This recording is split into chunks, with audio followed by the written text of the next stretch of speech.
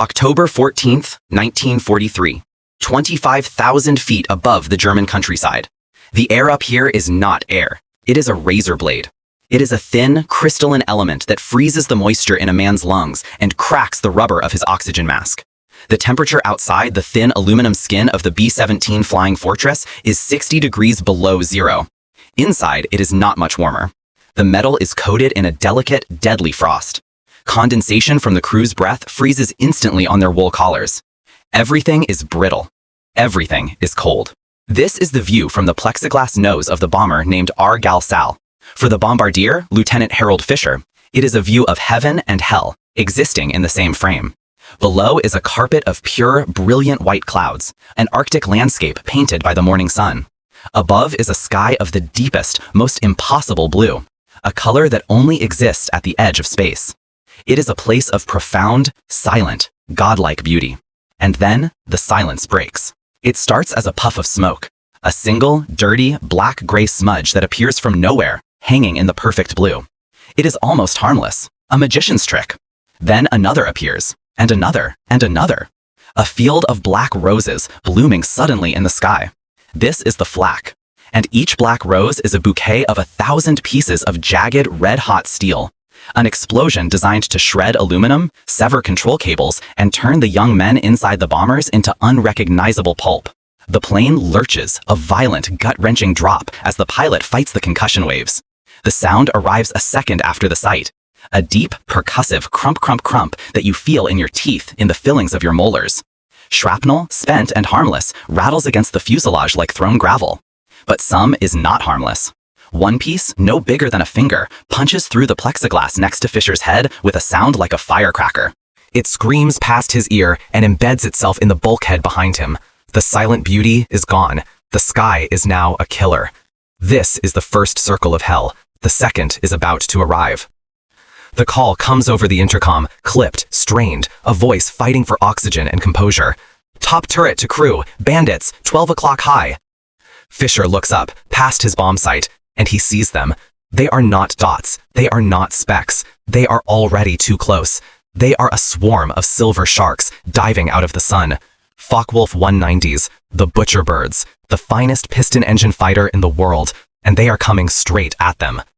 This is the new German tactic, the head-on pass. It is a work of cold mathematical genius.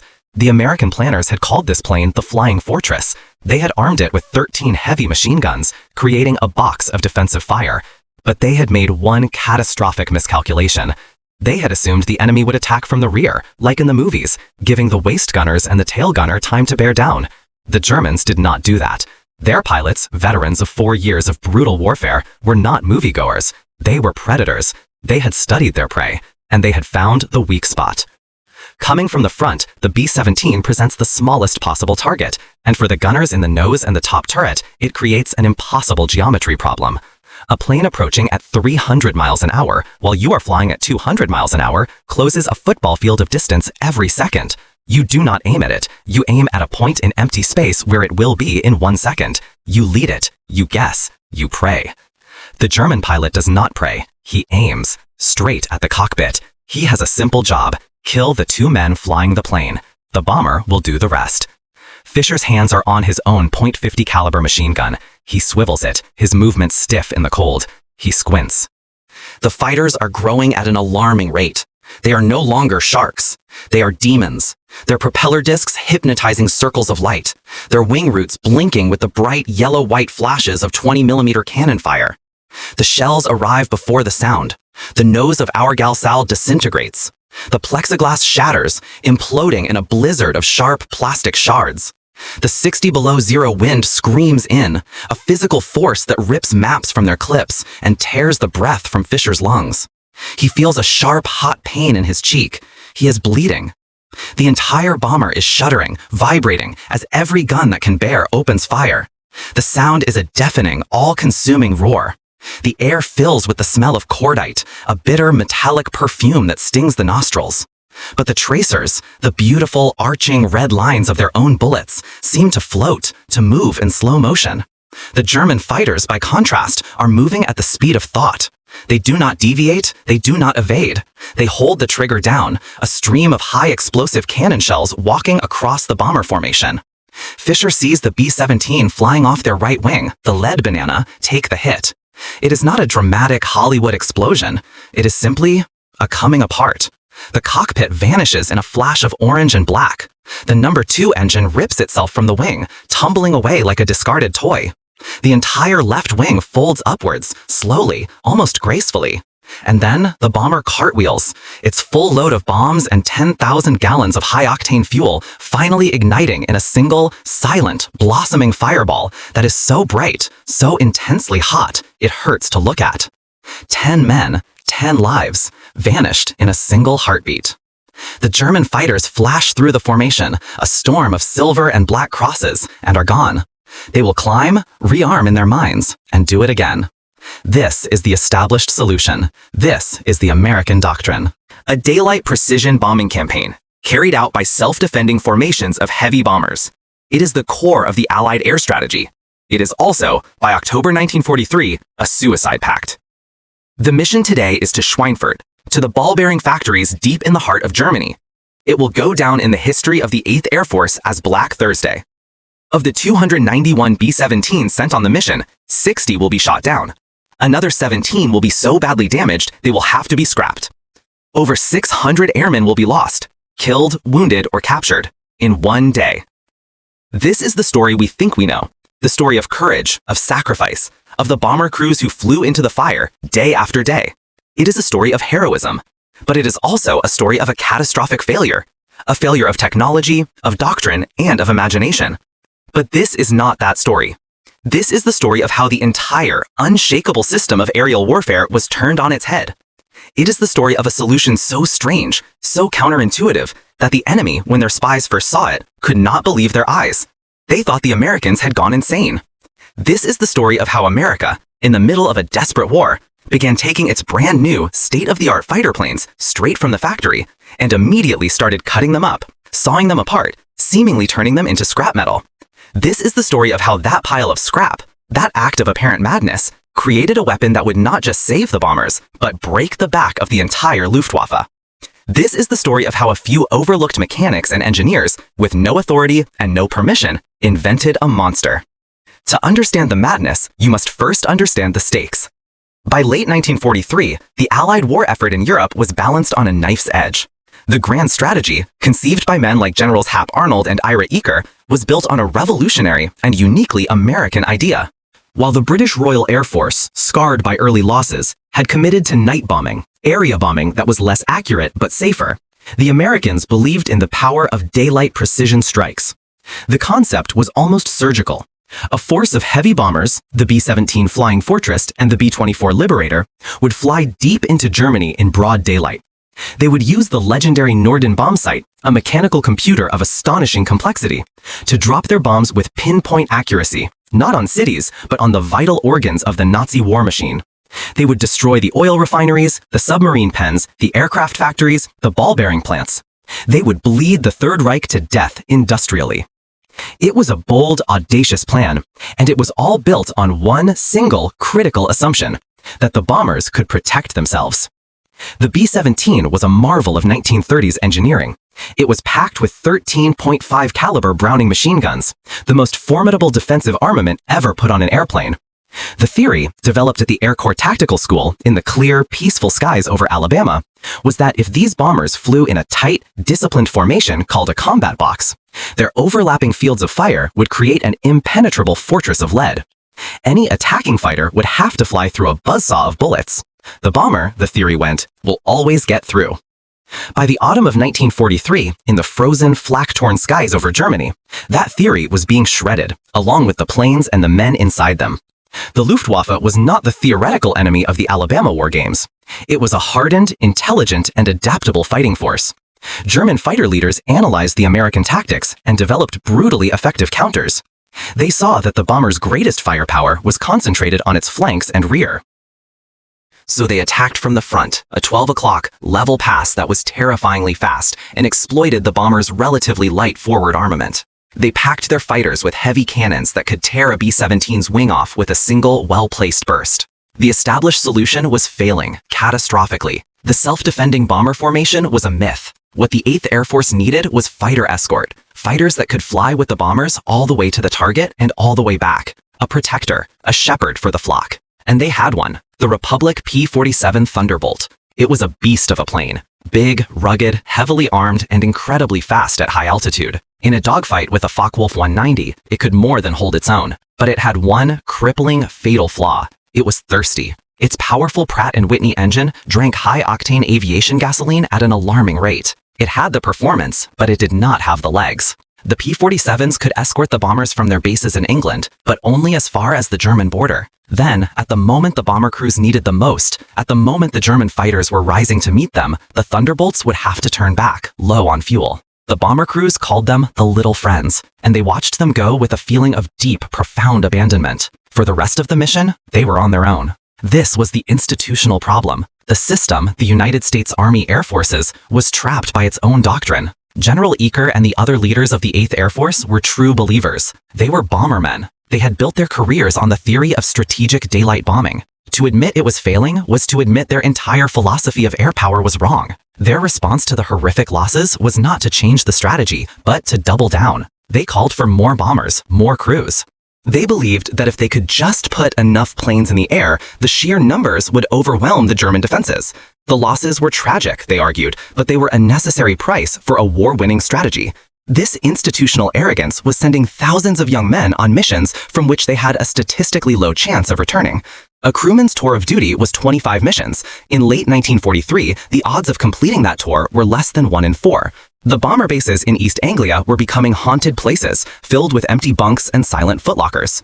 The ticking clock was the calendar. The date for the invasion of Normandy, Operation Overlord, was set for the spring of 1944. General Eisenhower, the Supreme Commander, had made it brutally clear. The invasion could not and would not proceed unless the Allies had complete control of the air. The Luftwaffe had to be destroyed. It had to be swept from the skies over France. It had to be bombed on its airfields, its factories shattered, its fuel supplies cut off. The strategic bombing campaign was the only tool that could do this. But the campaign was bleeding to death. If the bomber losses could not be stopped, the Luftwaffe would remain a potent force. It would savage the invasion fleet, shoot up the landing beaches, and potentially ensure that Overlord would fail. The entire Second Front, the liberation of Europe, depended on solving the problem of the Little Friends. The system was looking for a solution. They were looking for a new long-range fighter, a miracle plane. What they failed to see was that the answer was already there. It was not a new airplane. It was an idea. A wild, unauthorized, and seemingly destructive idea born out of desperation in a muddy field in England. An idea that would soon lead German intelligence to a bizarre and startling conclusion. The Americans, for some inexplicable reason, were taking their best planes and cutting them into pieces. The solution was not to be found in a boardroom in Washington, D.C. It was not waiting in a cleanroom laboratory at a university. It was born in the mud and the perpetual soul-crushing drizzle of an 8th Air Force depot in East Anglia.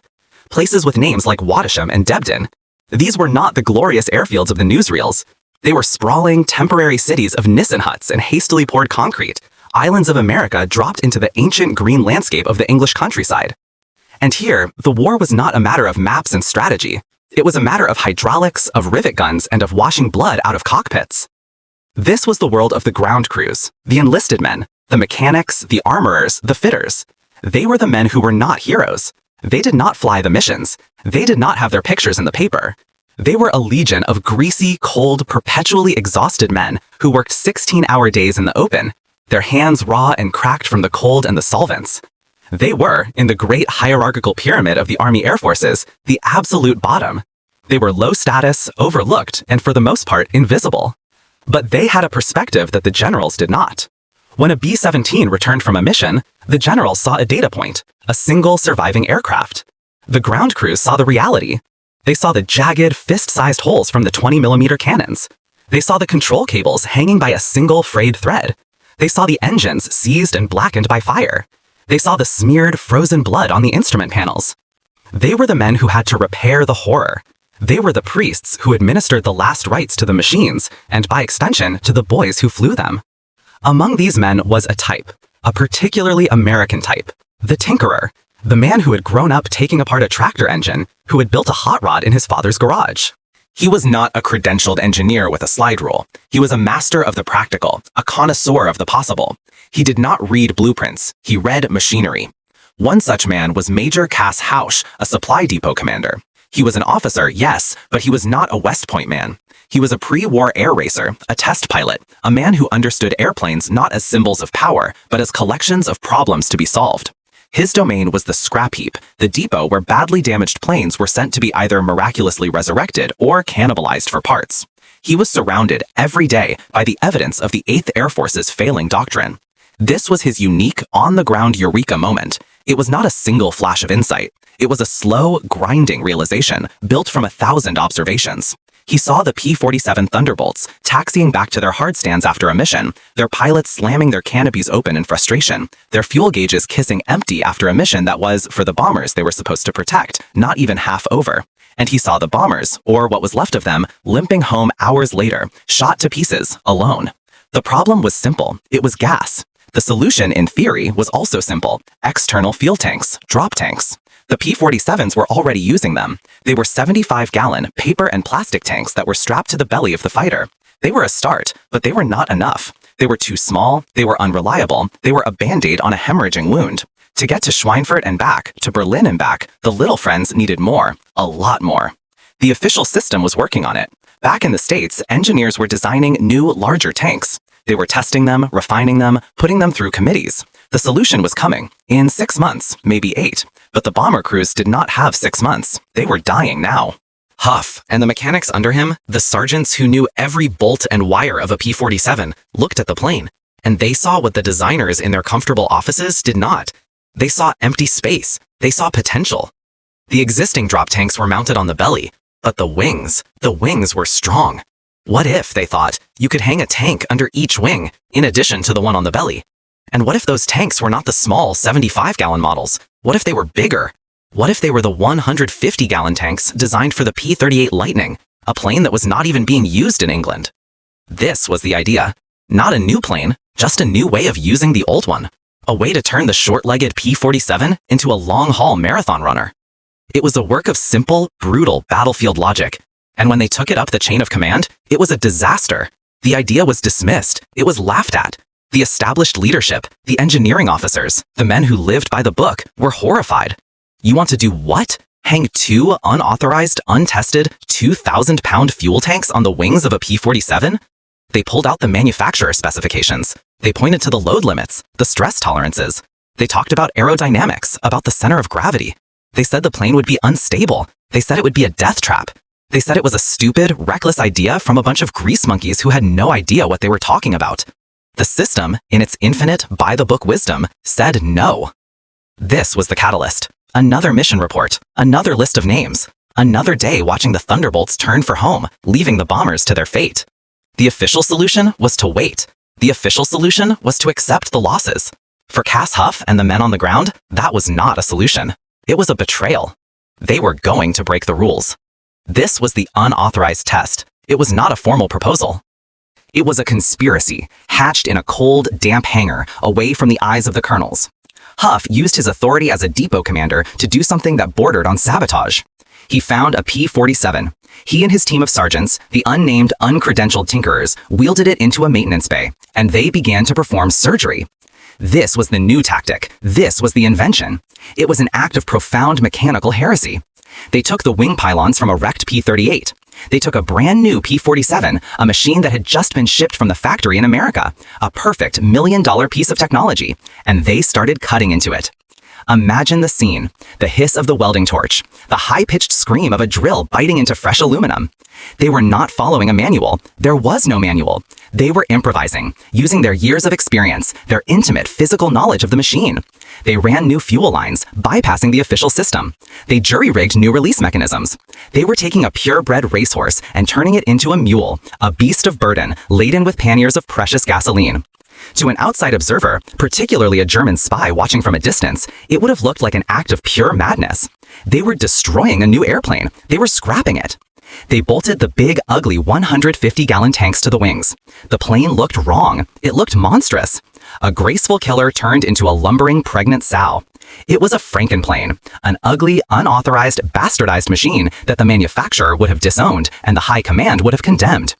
Now they needed a pilot, a man willing to risk his life, not in combat with the enemy, but in a machine that his own side had declared unsafe.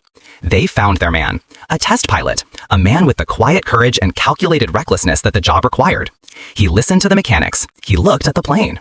He saw the ugly tanks, the crude welding, the hand-drilled holes, and he said he would fly it. This was the it works moment, the day of the test. The Franken-plane was wheeled out onto the runway. It sat there, heavy, sagging under the immense weight of the fuel. The engineering officer who had dismissed the idea was there, clipboard in hand, ready to document the inevitable, tragic failure.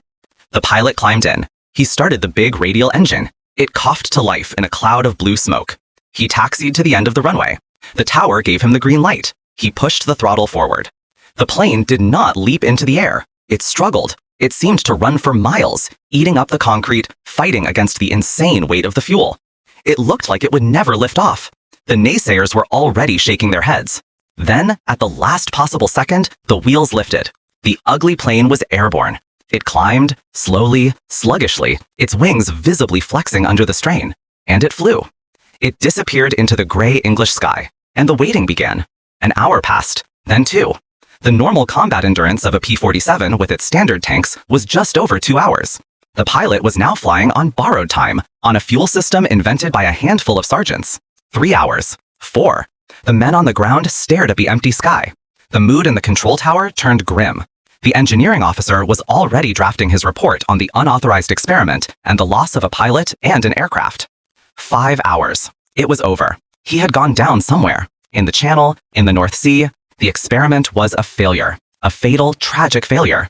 And then, a radio call. A crackle of static, and a voice. Calm. Casual. It was the pilot. He was announcing his approach. He was coming home. A few minutes later, the speck appeared. It grew. It resolved itself into the shape of the ugly, monstrous P-47. It entered the landing pattern, its movements now crisp and agile. The extra fuel burned off. It touched down, a perfect 3-point landing. It taxied back to the hangar, the big engine popping and rumbling. The canopy slid back. The pilot pulled off his helmet. He was not grim. He was not shaken. He was grinning. A wide, triumphant, ear-to-ear grin. He looked down at Cass Hough and the circle of grease-stained, anxious mechanics, and he gave them the number. The range. He had flown deep over the North Sea, to the coast of Holland, and back again, with fuel to spare. He had stayed in the air for more than twice the Thunderbolt's normal combat duration. The numbers were impossible. The numbers were revolutionary. The test, the unauthorized, rule-breaking, career-risking test, was a spectacular success. The ugly, bastardized plane was a genius. The pile of scrap was the answer. The little friends could now grow up. They could go all the way. The grin of a single pilot should have been enough. The data on his flight log, the impossible numbers representing time and distance, should have been a key that unlocked the future of the air war. But Major Cass Hough was not naive. He knew that in the vast, grinding bureaucracy of the United States Army Air Forces, a fact was not a fact until a committee agreed it was. A successful test was not a success until it was signed off, in triplicate, by a man who had never seen the machine in question. The Franken-plane, the ugly, brilliant solution, had defeated the laws of physics. Now it had to defeat the Krennels. This was the boardroom conflict. And it did not take place in a boardroom. It took place in a drafty Nissen hut, the temporary home of a senior staff meeting at 8th Fighter Command.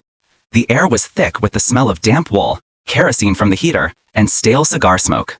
Maps of Germany, covered in grease pencil lines and red circles marking the graveyards of bomber crews, lined the curved walls.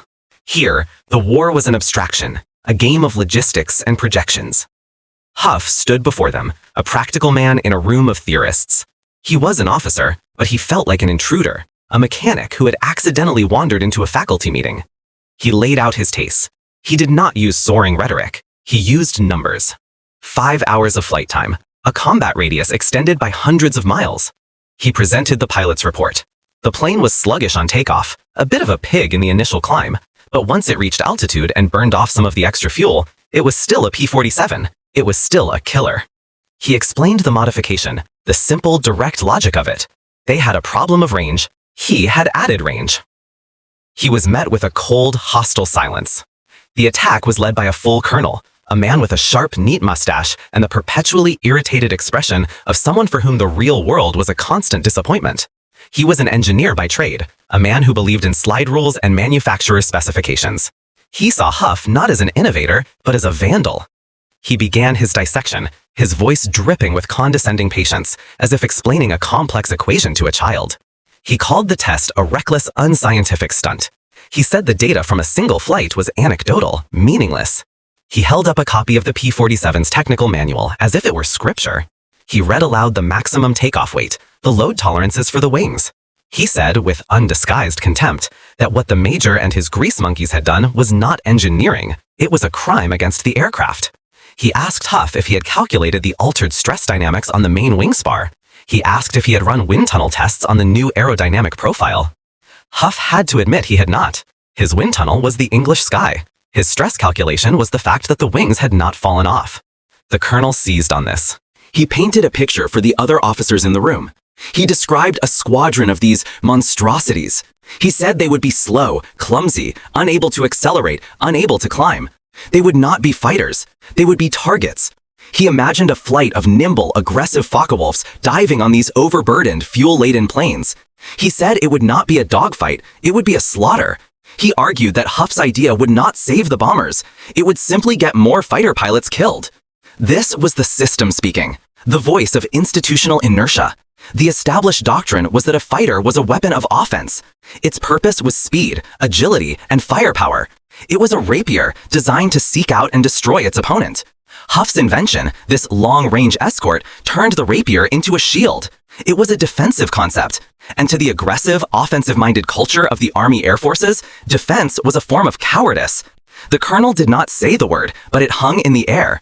The idea was ungentlemanly. It was a misuse of a fine, thoroughbred fighting machine. He had a final, crushing argument. The real solution, the established solution, was already in the pipeline. New fighters were being designed. The P-51 Mustang, a promising aircraft with a new engine, was in production. It was a matter of time. The duty of the men in the field was not to conduct reckless experiments. It was to hold the line, to make do, to fight with the tools they had been given, and to accept the losses as the necessary, tragic cost of war. Hough felt the room turn against him. He saw the nodding heads. The colonel's logic was impeccable, flawless, and utterly detached from the reality of the airmen who were dying every day. Hough was not fighting an officer. He was fighting a belief system, a religion of specifications and long-term procurement schedules. The system was perfect in its own mind. The losses were not a sign of the system's failure, but a test of its resolve. The commanding general, a man whose primary concern was managing the expectations of his superiors in Washington, made his decision. The project was too risky. The potential for a catastrophic failure was too high. He thanked Major Cass for his initiative, a clear dismissal. He ordered the modified aircraft to be returned to its standard configuration. The experiment was over. The official channels were closed. The boardroom had spoken, and it had said no. Hough walked out of the Nissen hut into the gray, misty afternoon. He had failed. The mechanics, the pilot, the hours of dangerous, unauthorized work, it had all been for nothing. The system had looked at his miracle, and it had declared it a misdemeanor. He was walking back to his depot to tell his men to take their solution apart, to put the monster back in its cage. But he was not alone. A shadow fell beside him. It was another general, a brigadier who had sat at the far end of the table during the meeting and said nothing. He was a commander from the bomber side of the equation, a man whose face was etched with the permanent fatigue of someone who spent his nights reading casualty lists. He had seen the photos of the shredded B-17s. He had shaken the hands of the survivors. Unlike the engineering colonel, for him, the losses were not a statistic. They were names. They were faces. The general put a hand on Hough's shoulder, stopping him. He did not say a word for a long moment. He just looked at Hough, a piercing, appraising gaze. He asked a simple question. "Are you sure it works?" Hough looked him in the eye. He said, "Sir, I saw the plane. I saw the pilot. It works." The general nodded slowly. He looked around the airfield, at the bombers being patched up, at the ambulances waiting near the runway. He was a man trapped in an impossible situation. The system had given him an order you know they cannot win. And now, here was an unauthorized, illegal, but potential way out. This was the gamble. This was the damn the rules decision. The general's voice dropped to a conspiratorial whisper. He said he had not been at this meeting. This conversation was not happening. He told Hough that his official order was to shut the project down. He then said that supply requisitions were a mess. Sometimes paperwork got lost. Sometimes an aircraft slated for one kind of maintenance accidentally received another. He told Hough he had a big mission coming up in 3 days, a deep penetration raid, the kind of mission that was a death sentence. He said that it would be a terrible shame if one of his Thunderbolt squadrons, a squadron currently grounded for maintenance, was not ready in time. But it would be a wonderful surprise if, by some miracle of logistics, a different squadron, say 12 experimental long-range P-47s, happened to be available as replacements. It was not an order. It was the opposite of an order. It was a loophole, a calculated act of bureaucratic treason. The general was betting his career, his stars, on the word of a single test pilot and a handful of grease-stained mechanics. He was authorizing a secret. He was telling Hough to build a squadron of Franken-planes and to do it in secret, against direct orders from his own commanding officer. Hough felt a jolt, a surge of adrenaline that was colder and sharper than fear. The boardroom had said no, but the battlefield was about to say yes. He had his advocate, a desperate man, willing to make a desperate gamble. He did not salute. He just nodded. He turned and walked away, no longer a defeated man, but a conspirator. He was heading back to the depot, not to deliver a surrender, but to deliver a declaration of war. A war against the rules, a war against the book. He had 3 days to build a squadron of monsters, to prepare 12 ugly, bastardized airplanes for their first and possibly last unauthorized mission. The real test was no longer about whether the wings would stay on. It was about whether the ugly solution, born in a muddy field, could survive its first encounter with the killers of the Luftwaffe. The morning of the mission was a funeral. There was no other word for it. In the briefing hut, the air was cold and smelled of wet wool and fear. 300 young men, the crews of the bomber group, sat on rough wooden benches and stared at a large map of Europe. A long red ribbon of yarn was pinned to it, snaking from their base in England, across the Channel, across the flatlands of Holland, and deep, deep into the black heart of Germany. The target was an aircraft factory in Oschersleben, a place so far inside the Reich that no escort had ever come close to reaching it. The briefing officer, a major with tired eyes, tried to sound confident. He talked about weather fronts and flat concentrations, he talked about rendezvous points and rally points, but no one was listening to the words. They were listening to the silence that hung between them. It was the silence of men doing a terrible final math. The red line on the map was a one-way street. They were being sent to a place from which their little friends could not protect them. They would be on their own, over the most heavily defended airspace in the world, for hours. When the briefing was over, they filed out into the raw gray morning. They ate a breakfast of powdered eggs and weak coffee, the traditional last meal. They joked with a desperate, brittle cheerfulness. They wrote letters home, letters that would be held by the base chaplain and only mailed if they did not return. They were boys, dressed in the bulky, electrically heated flying suits that made them look like bears, but inside they were old men, aged by the simple, brutal calculus of their 25-mission tour. They rode out to their planes in the back of canvas-topped trucks, the mood now somber and quiet. The bombers sat on their hardstands, huge, silent, and menacing, slick with morning dew. They were named with a kind of desperate hometown poetry: Salvo Sadie, the Big O, Hell's Angel. But the names could not hide the truth. They were coffins. They were aluminum tombs waiting to be filled. As the crews did their pre-flight checks, another sound filled the air. The guttural, throaty roar of radial engines, deeper and angrier than the sound of the bombers. The little friends. A squadron of P-47 Thunderbolts taxied past them, their teardrop canopies gleaming. The bomber crews watched them go with a familiar, bittersweet affection. They were grateful for the company, for as long as it would last, but they did not notice anything different.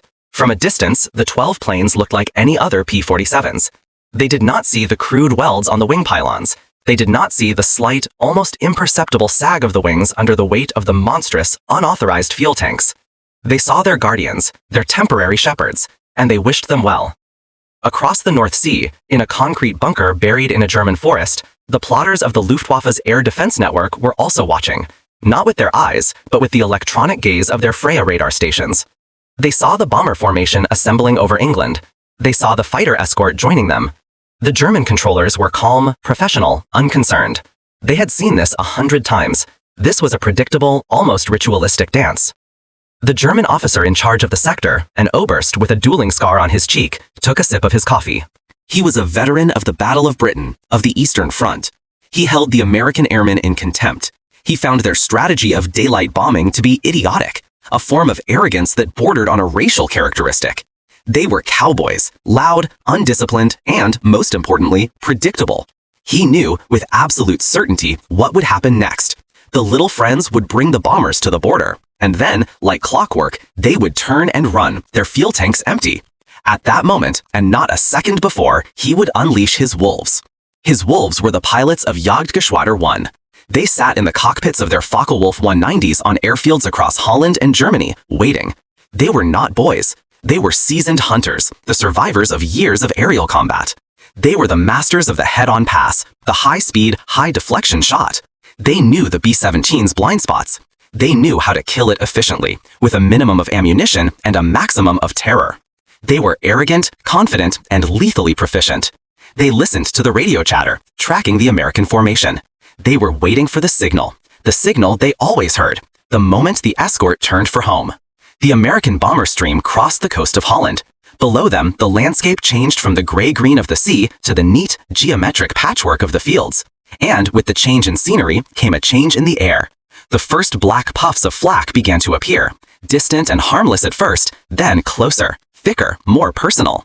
The formation began to tighten up, the pilots flying so close that their wingtips almost touched. It was the doctrine of the combat box, the theory of mutual defense. It was a theory that was about to be tested. This was the point of no return, the moment of abandonment. Over the intercom of Salvo Sadie, the pilot's voice was tight, resigned. He said, "Okay, boys, here we go. There go the little friends." But he was wrong. The 12 P-47s did not waggle their wings. They did not peel off and head back toward the sun. They stayed. They held their position, flanking the lead bomber box, their big engines pulling them through the sky. In the cockpit of Salvo Sadie, the co-pilot stared out his side window. He said, "What the hell?" He thought it was a mistake. He thought the fighter pilots were confused, that they had miscalculated their fuel. He felt a surge of pity for them. They were going to die out here with the rest of them. But as the minutes ticked by and the bombers flew deeper and deeper into enemy airspace, the P-47s remained. A new feeling began to spread through the bomber crews, passed from plane to plane over the radio. It was a feeling they had not experienced for months. It was a fragile, unfamiliar, and dangerous emotion. It was hope. In the German command bunker, the Oberst was frowning. The reports from the forward airfields were coming in. The escorts were still with the bombers. He told the controller to check again. It was impossible. The P-47's operational radius was a known fact, a number as solid and reliable as the law of gravity. The radar operators must be mistaken.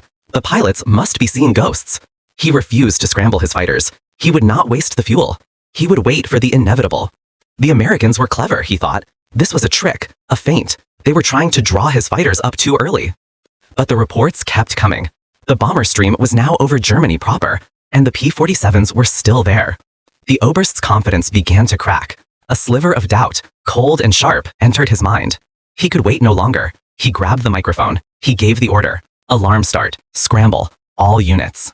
The German pilots ran to their planes, a new sense of urgency in their movements. As they climbed into the cold blue sky, they were confused.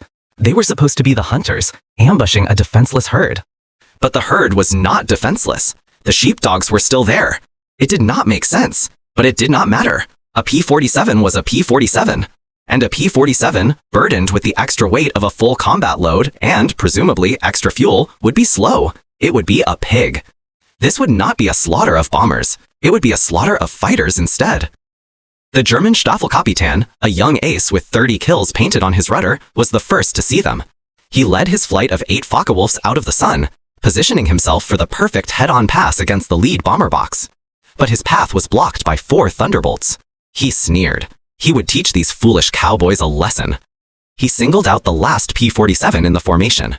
It was flying sluggishly, its nose pitched up slightly to maintain altitude. It was a perfect, easy target.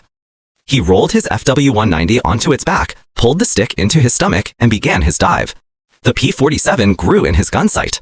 It was a beautiful, simple shot. The American pilot seemed not to have seen him. He was a novice, a dead man. The Staffelkapitän's thumb moved to the firing button on his control stick. This was the moment, the climax of the gamble. The American pilot had seen him. He had been watching him in his rearview mirror the entire time. He was not a novice. He was a veteran, and he was the bait. He waited, letting the German close the distance, letting him commit to his attack. He waited until the Focke-Wulf was a black, growing shape, filling his mirror. Then, just as the German was about to open fire, the American pilot did something that did not exist in any German training manual. He hit the release switches for his drop tanks. 3 huge, empty metal cylinders fell away from the belly and wings of his plane.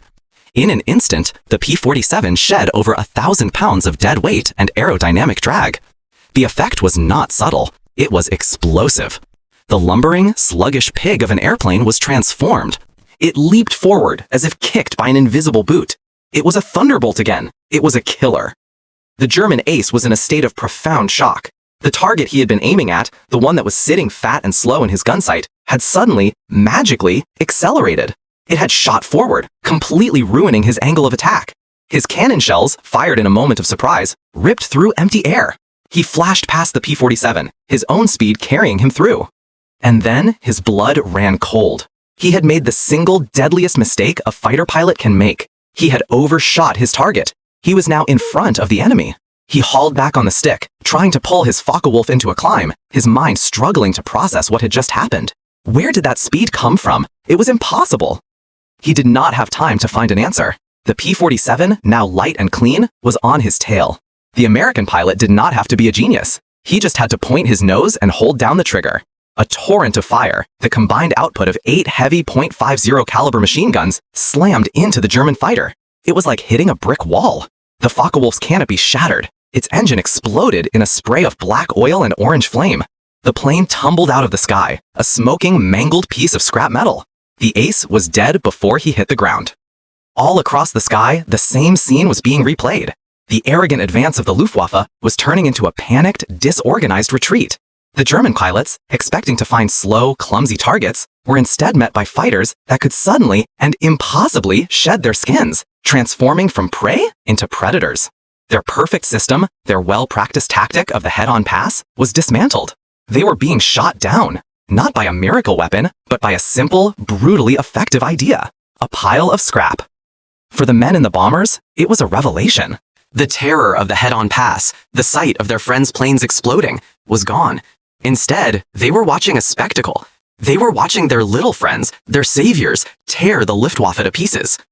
Over the intercoms, the clipped, professional chatter of combat was replaced by something else. Cheers, whoops of joy. Men were crying, their tears freezing on their oxygen masks. They were no longer victims. They were witnesses to the birth of a new kind of war. The bombers flew on, straight and level, through a sky that was being swept clean for them. They reached Oschersleben. They dropped their bombs. And for the first time in the history of the 8th Air Force, they turned for home, with their little friends still by their side all the way. The report that landed on the Oberst's desk was not a document, it was an obituary. It listed the names of a dozen of his best pilots, including 3 of his most decorated aces. It was a statistical massacre, a reversal of fortunes so sudden and so total that it defied all logic. The debriefings from the few pilots who had survived were a litany of madness and confusion. They were not reports of a battle. They were the ravings of men who had seen a ghost. They all told the same impossible story. The American P-47s were slow, heavy, like pregnant cows. And then, they were not. They described an instantaneous, magical transformation, a shedding of skin. One moment, the target was a lumbering beast, ripe for the kill. The next, it was a demon, impossibly fast, impossibly agile, and already on their tail. They used words like trickery, sorcery. One pilot, his hands still shaking so badly he could not light his own cigarette, said it was as if the American plane had given birth in midair. The Oberst, the man of logic and predictability, the man with the dueling scar, read these reports with a growing sense of cold dread. This was not a battle he had lost. This was a change in the fundamental laws of his universe. The P-47 had a known range. It had a known performance envelope. These were facts, written in steel and gasoline. And these facts had, in the space of a single afternoon, become lies. His perfect system, his meticulously planned ambush, had not just failed, it had been a trap, and he had been the prey. The bafflement rippled upwards through the intricate, rigid hierarchy of the Luftwaffe High Command. The loss of so many veteran pilots in a single engagement was a catastrophe. It demanded an explanation. And the explanation came, not from the front lines, but from a network of spies in England. The reports were bizarre, almost useless. The spies reported seeing brand new American fighter planes, fresh off the cargo ships, being taken directly to maintenance depots. And there, under the gray English sky, the ground crews were not assembling them. They were cutting them. They were drilling holes in brand new wings. They were welding strange, ugly attachments to the fuselages. They were, for all intents and purposes, scrapping them. The German intelligence analysts could not process this information. It made no sense.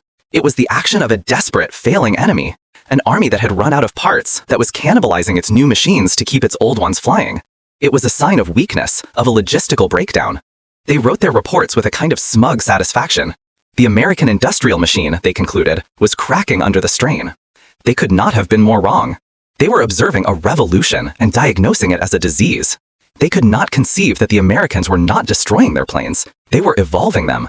The German mind, a mind that revered formal engineering and the perfection of the factory-made machine, could not comprehend the messy, practical, improvisational genius of the American tinkerer. They saw an act of destruction and missed the act of creation that was hidden within it. They thought they were watching a funeral. In reality, they were witnessing a baptism. The moral of this story is not that a fuel tank can win a war. It is that an idea can. An idea born not of theory, but of observation. Not of authority, but of necessity. The established system, the American High Command, was just as blind as the German. They were trapped in their own doctrine, a belief system that said a fighter was a short-range weapon and a bomber was a fortress. They were waiting for a perfect technological solution to arrive from a factory, a miracle plane that would solve all their problems. They were waiting for the P-51 Mustang. But the men on the ground, the mechanics in the mud, could not wait. They did not have the luxury of long-term procurement schedules. Their war was a daily, brutal reality of patching holes and counting empty bunks. Cass Hough and his anonymous sergeants were the true heroes of this story. They were the uncredentialed, overlooked men who saw the problem not as an equation in a manual, but as a physical reality. They saw the empty space on the wings. They saw the unused potential. And they had the courage, a form of courage not measured in combat, to break the rules. To take a perfect machine and make it imperfect. To make it ugly, in order to make it work. What became of them? There were no medals for this kind of victory. There were no parades for the men who drilled the holes. Cass Hough did not become a household name. He went back to his depot. His reward for saving the 8th Air Force was a new, impossible order. Convert every P-47 in England. Do it yesterday. His team of mechanics, the men who had built the first Franken-plane, became the high priests of a new religion. They trained other ground crews, passing on the secret knowledge not found in any manual. The act of heresy became the new doctrine. The unauthorized test became the standard procedure. Hough finished his war, another brilliant but largely anonymous problem solver in a conflict filled with them. He returned to a life outside the military, a man who had held the fate of the air war in his hands and reshaped it with a welding torch and a profound disrespect for the rules. He was the man who proved that the most powerful component in any weapon system is the human mind that refuses to accept the word impossible. He proved that the man on the ground, the one with the grease on his hands, often knows more than the man with the stars on his shoulders. This is the full circle. The unauthorized idea did not just save the P-47, it created the future. When the P-51 Mustang finally arrived in theater in large numbers, it was hailed as the war-winning weapon it was. It was a thoroughbred, sleek, fast, and, most importantly, long-legged. It could fly to Berlin and back, and it could outfight anything the Germans could put in the air. It was the official solution, the miracle plane the generals had been waiting for. But it was a miracle that stood on the shoulders of a monster. The early models of the Mustang, like the P-47, had lacked the necessary range. And the solution that transformed it into the ultimate escort fighter was not a new engine. It was the same ugly, brilliant idea from the muddy field in East Anglia. It was the addition of drop tanks, of a larger internal fuel capacity, of the very principles of long-range flight that Cass Hough and his men had proven in their ugly, bastardized P-47. The P-51 was not a replacement for the Franken-plane, it was its descendant. It was the validation of the heresy. The idea, born in secret and against orders, was now the new, standard, unshakable doctrine for the modern military. No fighter would ever again be designed without considering the tactical necessity of long range. The drop tank, the ugly, disposable appendage, became as fundamental as the gun and the wing. The act of modifying a brand new aircraft, of taking a factory-perfect design and immediately altering it to meet the brutal demands of the battlefield, became a core principle of air power. The German spies were right. America was scrapping its new planes. They were cutting them up, drilling into them, bolting on ugly, unapproved parts. They were committing acts of apparent industrial sabotage. And in doing so, they were forging the weapon that would sweep the Luftwaffe from sky, that would ensure the success of D-Day, and that would bring the Third Reich to its knees. The German system, rigid, arrogant, and blinded by its own perfection, was defeated by an idea so simple, so practical, and so profoundly American. If the tool you have is not the tool you need, then you pick it up, you take it apart, and you build a better one. Even if it means breaking the rules, even if it means making something ugly, even if it means, to the baffled eyes of your enemy, that you have simply gone insane.